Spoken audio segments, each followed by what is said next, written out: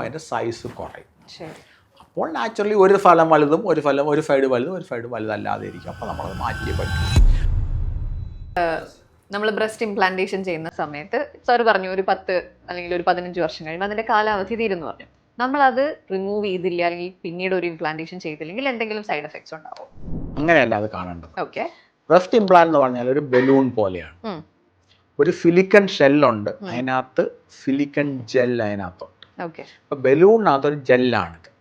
ഇതിന് എന്താണ് ഡാമേജ് വരിക? ഈ കവറിങ് ഷെല്ല് ലീക്ക് ചെയ്യുക, ക്രാക്സ് വരിക. അപ്പോൾ ഈ ജെൽ അതിൽ നിന്ന് വെളിയിലോട്ട് ഇറങ്ങിപ്പോകും. അപ്പോൾ എന്താ പറ്റുക? ആ ബലൂൺ ഡീഫ്ലേറ്റ് ചെയ്യും. അപ്പോൾ അതിൻ്റെ സൈസ് കുറയും. അപ്പോൾ നാച്ചുറലി ഒരു ഫലം വലുതും ഒരു സൈഡ് വലുതും ഒരു സൈഡ് വലുതല്ലാതെ ഇരിക്കും. അപ്പോൾ നമ്മൾ മാറ്റിയേ പറ്റുള്ളൂ. അല്ലാതെ 15 കൊല്ലം ആയതുകൊണ്ട് എടുത്ത് മാറ്റണം അങ്ങനല്ല അതിൻ്റെ റൂൾ.